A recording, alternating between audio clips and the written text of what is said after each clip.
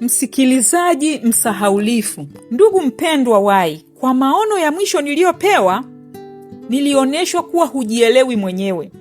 Una kazi ya kufanya ambayo hakuna anayeweza kukufanyia. Uzoefu wako katika ile kweli ni mfupi, nawe haujaongoka kikamilifu. Unaweka makadirio ya juu kuhusu wewe mwenyewe, kuhusu vile unavyoweza kubeba. Nilielekezwa nyuma kwa maisha yako ya zamani. Akili yako ilikuwa haijainuliwa, lakini imekaa juu ya masomo ambayo hayajapangwa kusababisha usafi wa matendo. Umekuwa na tabia za uovu na ambazo zimechafua maadili yako.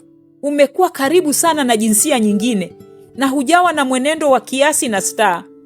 Ingekufurahisha zaidi kama kungekuwa na mahusiano ya karibu zaidi kati ya wanaume na wanawake, hasa baada ya nadharia ya Dr. A. Mvuto wako kwa dash haukuwa mzuri. Haukuwa mtu sahihi wa mahali hapo. Mazungumzo yako ya kijinga na ya upuzi yalikukosesha sifa ya kuwa na mvuto mzuri. Tabia ya muziki wako haikuwa ya kuhamasisha mawazo au hisia zilizoinuliwa, lakini badala yake ilikuwa ni kuzorotesha. Kwa wiki kadhaa huko nyuma, mvuto wako umekuwa ukiimarika, lakini unakosa uthabiti wa kanuni. Una mapungufu kwa mambo mengi, na katika mambo hayo lazima ujue ni wapi unashindwa. Upumbavu wa ujana wako umeacha alama juu yako. Huwezi kamwe kupata kile ulichopoteza kupitia tabia mbaya. Vitu hivi vimekupa ganzi.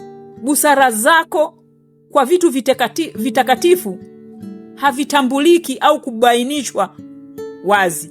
Kwa uzoefu wako wa sasa, huwezi kupinga majaribu. Huwezi kuvumilia majaribu. Haujatakaswa kupitia ile kweli. Umeshika kweli, lakini kweli haijakushikilia wewe na kukugeuza. Kwa kufanywa upya nia yako, wewe ni mtu wa kujidanganya. Jamani, usikubali na kusii. Usibaki katika udanganyifu kuhusu hali yako halisi.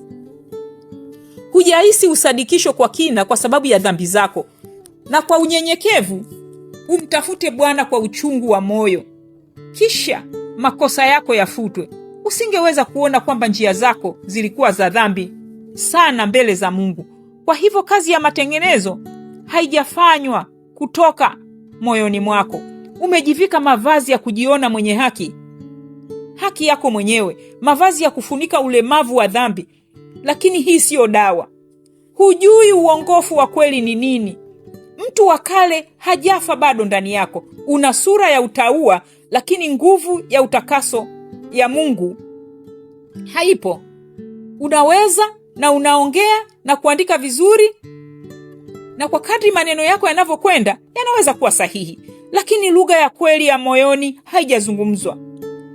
Unajitambua vya kutosha kujua hili. Kesi yako ni ya hatari, lakini Mungu anakuonea huruma na atakuokoa ikiwa utaanguka na kuvunjika miguuni pake, ukijihisi kuwa unajisi wako uovu na uozo wako rohoni.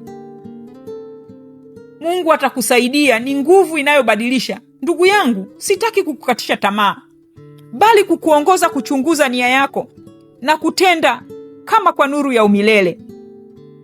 Achana na mtego wa shetani. Usikubali na kusii.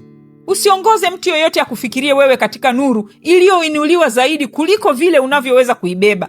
Kwani wakati huu udanganyifu utakapoondolewa na ukweli wako kudhihirika kama jinsi ulivyo, kutakuwa na athari. Una usadikisho kwa Roho wa Mungu na unahisi nguvu ya ukweli unapoisikiliza. Lakini hisia hizi takatifu na nyepesi huondoka, na wewe ni msikiaji msahaulifu. Unasikia, unasahau.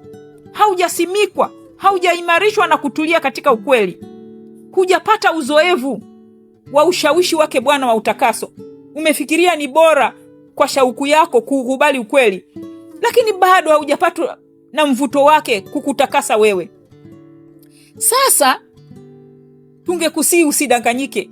Mungu hadhihakiwi. Hujachelewa kuwa Mkristo, lakini usiende kwa msukumo. Pima kila hatua vizuri na usidanganye nafsi yako mwenyewe.